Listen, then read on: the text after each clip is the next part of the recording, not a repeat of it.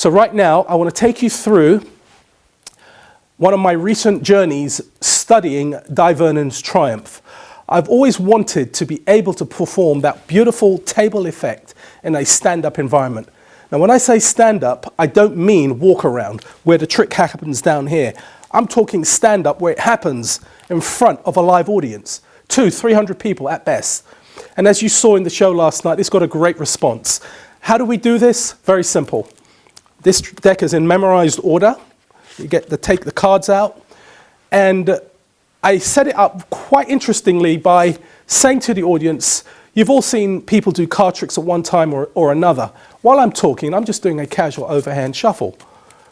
Well, the big problem with doing a card trick in front of a large audience, if I had you, sir, pick a card, the rest of the audience might feel left out. Wouldn't you agree? Well, yeah, obviously. So I tell you what, how about if we could generate the name of a playing card using several members of the audience? And if you remember, I worked from left to my right, asking various people as I went along, what color would you like, sir, red or black? Let's say they say red card. Sir, a heart or a diamond? A heart. Ah, interesting. Sir, there are 13 hearts inside a pack of cards. High card or a low card? Oh, high card.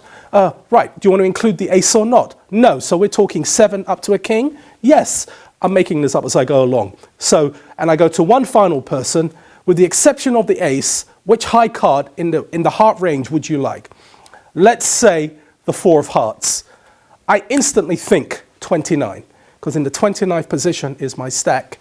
You'll find a 4 of hearts. And while I'm casually shuffling the deck, what am I doing? I'm going to get access to the 4 of hearts. In the first chop, I know that the 4 of hearts is at the 29th position. And I position my thumb in such a position that when I do my first chop, I will execute an overhand shuffle with approximately half the deck. And I just do that as a chop. And because I'm casual about it, I can see the bottom card. I'm at the 23rd position here with my 8 of spades. 23, 24, 25, 26, 27, 28, 29, 4 of hearts. I don't worry about losing the stack at this point. The most important thing is I've got access to a named card.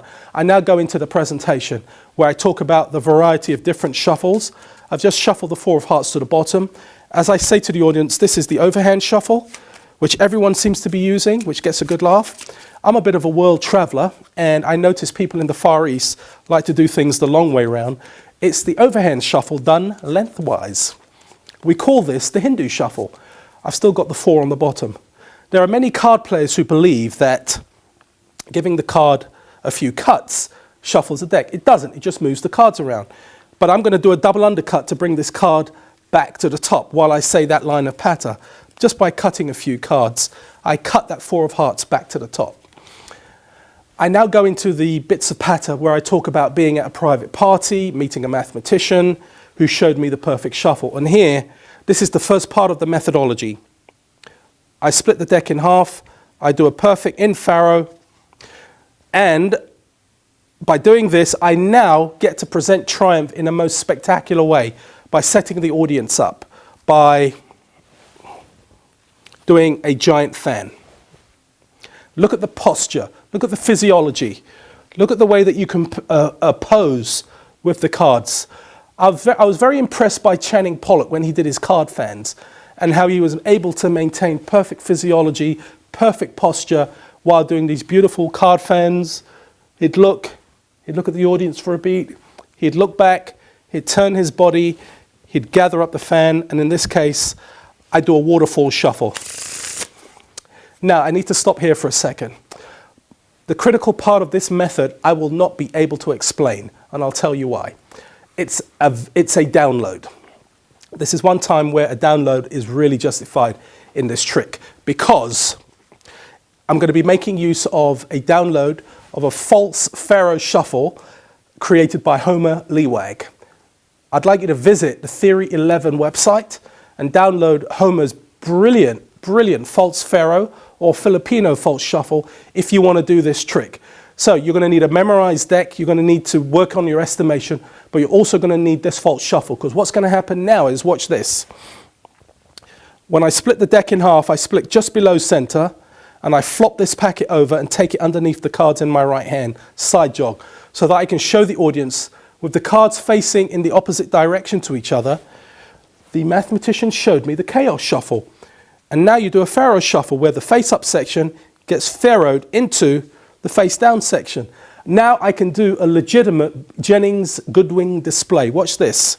From this position, after the pharaoh, I can riffle these cards and say, look, all the face-up cards are pointing to the ceiling.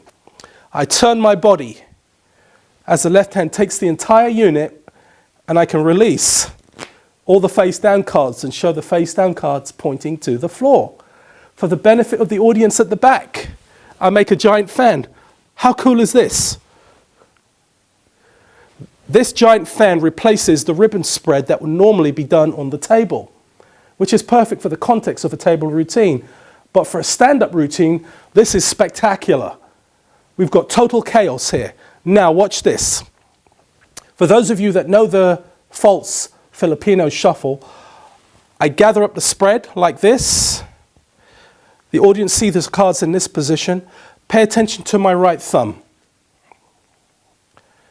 My right hand comes out from under the deck. I keep it in contact with the selection right here. There's the 4 of hearts. And as I go to tap the end of the deck, I just slide the selection up.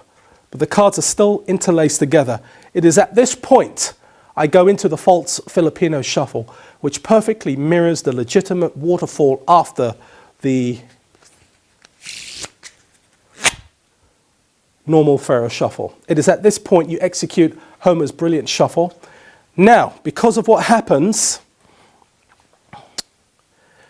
you now have to do, let me show you the condition of the cards after the false pharaoh shuffle. Half the deck will be face up, half the deck will be face down. But look at this, you're in the identical position you would be if you'd just done Vernon's Triumph, seated at a table. However, because this is a stand-up trick, I get to include a couple of extra bonuses. I get a break under 2 cards, and I go into a tilt sequence from David Williamson's brilliant routine, the Funner Color Stunner. I peel off the face-down card, I now execute Darrell's convincing tilt. This goes in to the break. I peel off the face-up card. This goes into the body of the face-up section of cards, as you can see.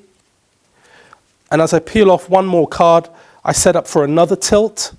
This goes into the break. I peel off a face-up card. This goes into the body of the deck. I now, as I say, face up and face down. This is classic handling off the table. We've even got cards back to back.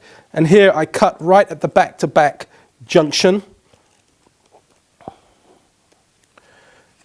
As I display, and as I look, I do this to the audience.